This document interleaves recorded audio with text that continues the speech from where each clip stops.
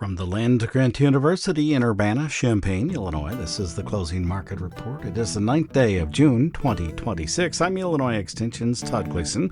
Coming up, we'll talk about the commodity markets with Naomi Bloom. She's at TotalFarmMarketing.com out of West Bend, Wisconsin. I'll tell you a bit about the agricultural news for the day, including how E15 has been making its way through parts of the Senate.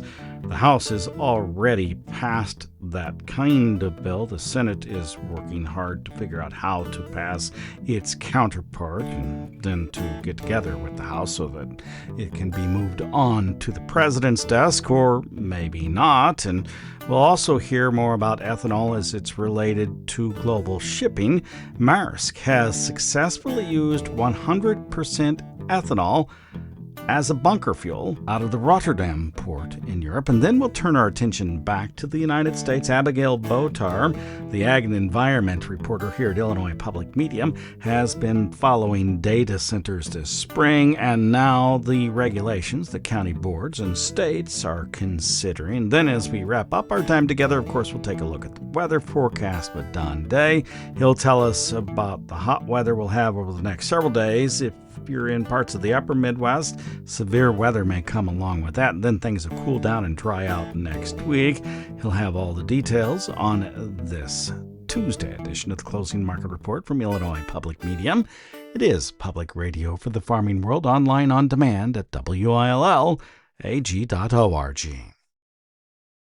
Naomi Bloom from TotalFarmMarketing.com out of West Bend, Wisconsin, now joins us for a Tuesday to take a look at the marketplace. Hi, Naomi. Thanks for being with us. Yeah, thank you for having me. Well, let's talk about the marketplace for today and what took place, if very much at all. It seems like it was fairly calm. Why do you suppose that was the case? Well, it feels like the market is trying to make sure that we have some firm footing here for the short term. For corn, soybean, and wheat prices, we had that huge sell-off over the last 2 weeks. We're back down to the January lows. This should be good support in the short term. We have no weather premium in the market at all anymore. And hopefully we see a little bit of a recovery bounce over the next 2 weeks, heading into the WASDE report, and then also just a recovery bounce from the standpoint of needing to put some weather premium back into the market. But just that one little warning that any kind of a recovery bounce that we get, oftentimes when we head into Father's Day weekend, so June 20th and 21st, sometimes the marketplace has a tendency to sell off lower again after that weekend as we glimpse into the first forecasts for July and weather. So if we see the bounce, make sure you're taking an opportunity for cash sales. You mentioned the World Agricultural Supply and Demand Estimates, or the WASDE report. It is due out at 11 a.m. Central this Thursday morning on the 11th. What kind of expectations for any changes do you have at this point? Well, I'll be curious to see if there's any adjustments with old crop. The export sales for corn have been so fantastic. There's always the question, though, regarding demand for feed, if that number should come down. So we'll want to see where they have old crop corn carryout. For new crop, I don't think they'll do a lot of adjusting. They usually don't make any big adjustments to yield unless we've had like a dramatic spring like what happened in 2019 when it was so wet. But so I'm not looking for too much adjustments for new crop. Now on soybeans, our export sales have picked up, and we are at projections for USDA. And of course, that crush number might continue to be even stronger on the demand side for old crop, maybe even new crop. So I'm kind of hoping we see a little bit of a friendly tone for soybeans on the report on Thursday. And then with wheat, of course, we'll want to see if there's any additional production cuts for the winter wheat, with just as bad as the drought had been out in the southern plains. On the soybeans, do you suppose that fundamentally there is support under the marketplace at this point? I'm thinking about two things. I read that New Orleans was just 19 cents over. The cash price out of South America, Brazil in particular, could offer an opportunity for China, I would suppose, and maybe we'll see that happen. That's one of the fundamentals things I was thinking about. And then crush has been really good, but that is underpinned by the RVO, a policy that is already in place to push along biomass-based fuels like soy diesel and renewable diesel. Is there enough support there for the market to rally on either of those, or at least to find firm footing? So the big picture answer is that for the November beans, there is tremendous support at $11. Now, we are about 30 cents away from $11, but with the sell-off that we've had so far, we are competitive for exports again to China, as you kind of pointed out. And I really strongly feel that China is going to come in late August and buy American ag products really handily and with gusto. So there may be some two-sided trade action here in the short term over the next couple weeks. Any kind of a bounce that we see, though, just like corn, soybean futures do have a tendency to then work a little bit lower after Father's Day weekend. But if we get down to that $11 handle, I feel that is tremendous support. Regarding the biofuels, so that would be the question as far as how much adjusting can the USDA or will the USDA do on crush demand, knowing that we still have the hurdle with RVOs to get through as well. But I think there won't be an adjustment lower. It'll just be a matter of what kind of tweaking do they do, if any, to maybe just show that the demand is still there. So am I hearing you correctly that while there is support, it's lower than where we are? The marketplace sometimes turns lower, particularly if we don't have a weather premium going to the summer months here in the United States, right through August. So it depends on, from what point does it bounce higher, I guess. Yeah, that's exactly it. So right now the November beans have been swirling around the 100-day moving average near the 1140 area. If by chance that can't hold as a support area, prices could slide lower to the 200-day moving average, which is 1115. But of course, the question is, what kind of trade action do we see on any kind of a recovery bounce as we get to those support levels? And ultimately, $11 on this November 2026 contract, tremendous uptrend support line, which has been established essentially since November of 2024. So it's a big deal. It's a good support area. I think that'll hold until we know for sure where our acres numbers are going to be and what the August weather will be. So I'm kind of a little bit of a realist here in the short term that prices may have a little recovery bounce, but with the funds exiting the long positions in the amount that they have, they're in the seasonal sell-off mode, and they're kind of saying to the market, hey, the weather has to prove otherwise, that the crop is not good. Otherwise, prices could just continue to grind lower until mid to late August, when for the past 2 years we have found a very, very significant harvest low. So in summary, take advantage of any short-term recovery bounces that we might see over the next 2 weeks, and be sure to be making some additional cash sales. What are the technical chart points for corn? So on the December corn futures, what I'm watching there, we're back down to the January low, which pretty much was the low from last August also for this December 2026 contract.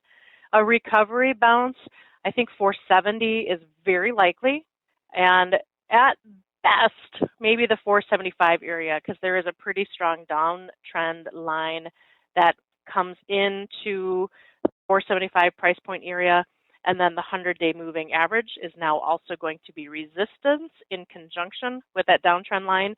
So somewhere between 470, 475, I think would be the recovery bounce, and then make sure you get those cash sales made. And here's where I'm going to be the Debbie Downer, and I hate to say it, but the last 2 years when December corn futures finally found their low, it was at or slightly below the $4 price point in mid to late August. So if we can get that bounce, make sure you're taking advantage of it. Thank you much. We appreciate it, Naomi. That's Naomi Bloom, of course. She is at TotalFarmMarketing.com. In today's agricultural news, the Senate Majority Leader says a new E15 bill is in the works. Senators are working on a bill to allow year-round sale of E15 as a higher ethanol blend, says Senate Majority Leader John Thune. The Senate Agriculture Committee does not expect to include the E15 provision in its Farm Bill legislation. However, the South Dakota Republican says meetings on the issue are underway. The Senate is working to take up the issues after the House narrowly passed a standalone E15 measure last month, 218 to 203. Its E15 bill would revamp parts of the federal renewable fuel standard. Specifically, the House of Representatives version would shrink the number of biofuel blending exemptions for small oil refineries. This is commonly called an SRE for small refinery exemption.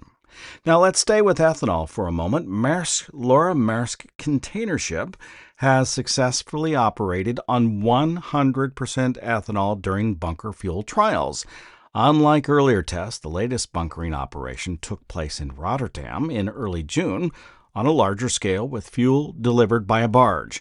So assessment of operational procedures, supply chain readiness, and fuel handling were conducted under realistic conditions. The Maersk vessel has already been central to a series of alternative fuel trials. Last fall, it tested a new fuel blend consisting of e-methanol mixed with 10% ethanol. That followed by a further on-board trial in December using 50-50 ethanol and methanol. Ethanol, of course, is one of several potential fuels being explored as part of a broader effort to diversify the company's low-emissions fuel portfolio. On that note, let's stay with fuels.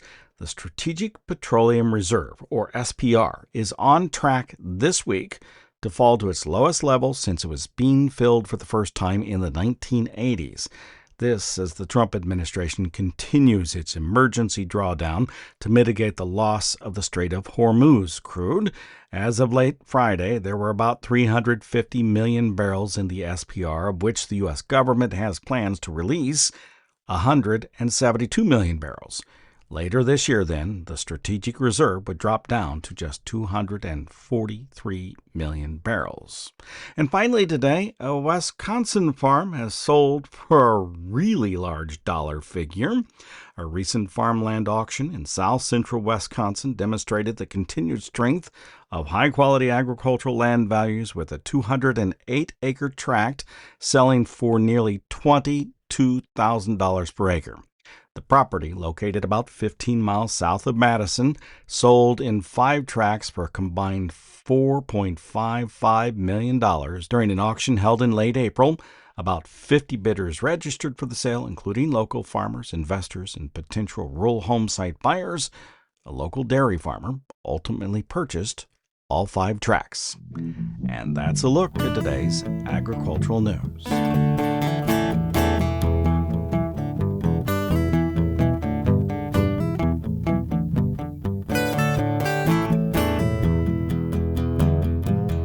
Well, summer has arrived, and that means it's time for agronomy days across the state of Illinois. The U of I will kick off its season Thursday of this week on June the 11th at the Rader Family Farms in McLean County. You can visit there for an overview of their agritourism operation.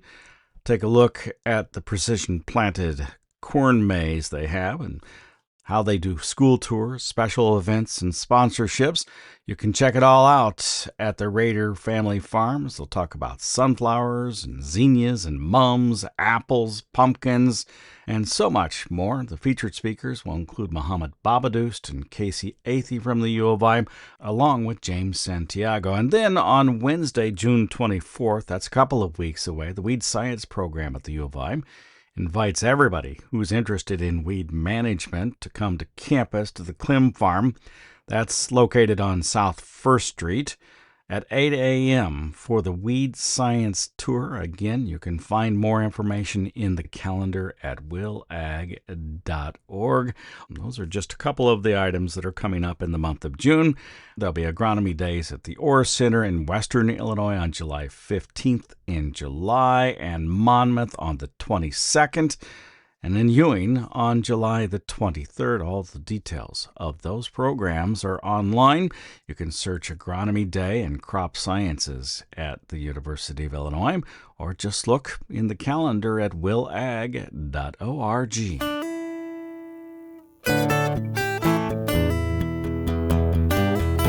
As you know, if you've been listening to our programs, the development of large-scale data centers is booming, particularly here in the Midwest. Now, analysis from the Pew Research Center finds the number of data centers in Illinois, well, it's set to double But water and energy usage are rallying some communities against the data centers. As IPM's Abigail Botar reports, local and state governments are rushing to regulate this growing industry. More than 100 people packed into tight chambers for an Illinois County Board meeting in April. I'm going to call this meeting of the Champaign County Board to order. They're here to support pressing pause on development of large-scale data centers, a move many communities have made in recent months. Dozens of people voiced concerns about the massive amounts of water and energy data centers use, including 6th grader Samuel Tamori. We don't need the AI as we need our water. The board unanimously passed the one-year moratorium. These debates surrounding data centers are playing out in communities across the Midwest and Great Plains. Concerns from environmental impacts to noise are spurring efforts to block the new development. In Missouri, one St. Louis suburb even voted out half of its city council after it approved a $6 billion data center deal. Newly elected Festus council member Rick Belville says he decided to run for office to bring more transparency to the project. When somebody comes to town and says, hey, we're going to give you millions of dollars and we're going to build a data center, they need to slow down and get a full understanding of how the whole thing's going to affect their community. Now he's working to put limits on water use for any new industry, including data centers, that want to come to Festus.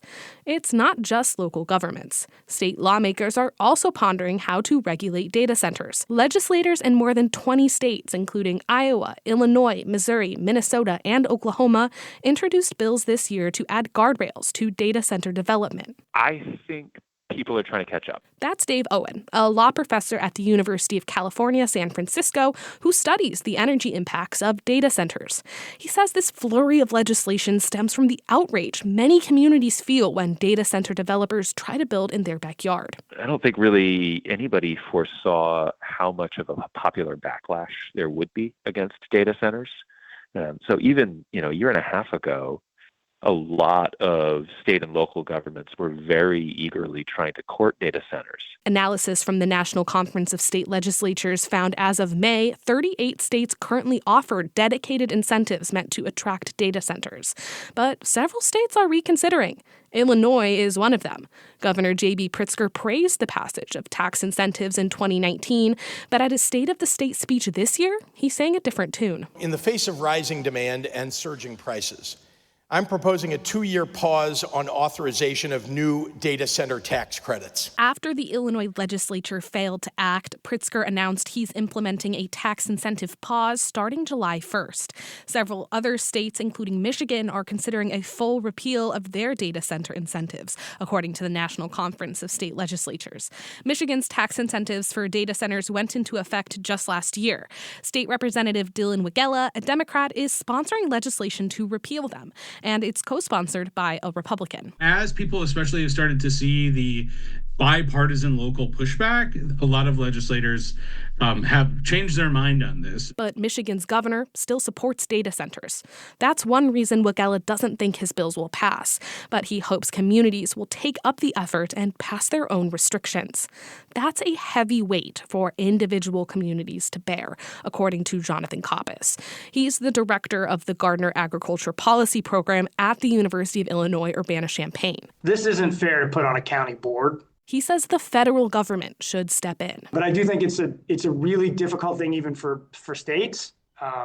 Water flows, electricity flows across state lines. Federal legislation to pause data center development has been introduced, but the bill, sponsored by minority party members, is unlikely to pass in a Republican-controlled Congress. That means for now, these decisions about water, energy, and large-scale development will continue to be a patchwork of local and state laws. I'm Abigail Botar, IPM News. Abigail Botar is the Ag and Environment reporter for Illinois Public Media. You may find more from her, including this story, at ipmnewsroom.org. You're listening to the Closing Market Report on this Tuesday afternoon. Find us online at willag.org. That's .org. Our theme music is written, performed, produced, and courtesy of Logan County, Illinois farmer Tim Gleason.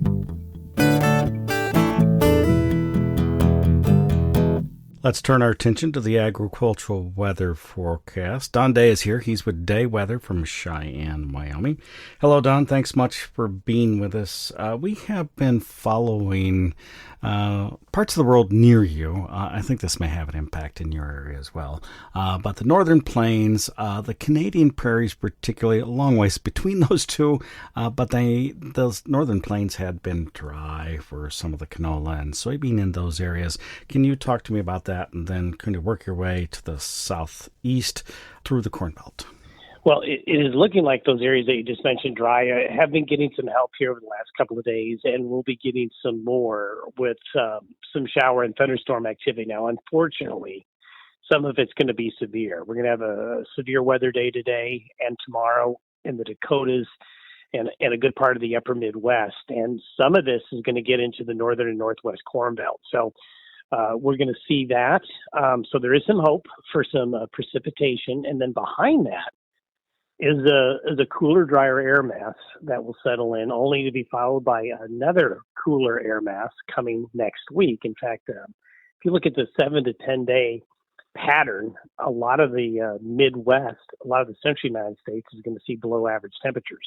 Those are coming next week, but it's going to be hot, and we still have thunderstorms. I assume those are of the pop-up variety at this point in the afternoon. They feel like the midsummer thunderstorms as much as anything else, but you tell me what's behind this situation. Well, due to the fact that this cool front is fairly robust, there is going to be a fair amount of severe weather. And so for the next 3 days, especially in the upper Midwest, then getting into the northern Corn Belt, then getting into the Great Lakes, there will be some of these thunderstorms that are going to get a bit stronger, a little bit more than the garden variety we've seen here lately. And where will they primarily be located? You talked about the northwestern part of the Corn Belt. Do they drift further south than that? Yeah, a little bit. So it's going to be biased to the north. So we're talking Minnesota, Wisconsin, the eastern side of the Dakotas, eastern Nebraska, Iowa, then into a good part of the northern and western parts of Illinois and northern Missouri. Then we're going to see kind of a trend more northeastward into the Great Lakes region, with the severe weather on the tail end of this. And then comes the cooler weather, drier weather. How long do we sustain it, do you suppose? Well, for a few days. And then what's going to happen is we're going to have a reloading of some cool air. In fact, we're going to see a fairly robust Hudson Bay low form as we get into the end of the weekend and early next week. And that's going to pump the counterclockwise rotation of the air around that. It's going to bring cool air out of south central Canada, and that's going to settle into the northern plains and into the upper Midwest. Now, initially, it'll be cooler, drier air, but as it goes further south, it will encounter some higher humidity air, and we'll see showers and thunderstorms pick up in parts of the Delta region and the southern plains. Okay. Hey, thanks much. I appreciate it. Thank you. You're welcome. That's Don Day. He's with Day Weather in Cheyenne, Wyoming. Joined us on this Tuesday edition of the Closing Market Report that came to you from Illinois Public Media. It is public radio for the farming world, online, on demand at WILLAG.org. I'm University of Illinois Extension's Todd Gleason.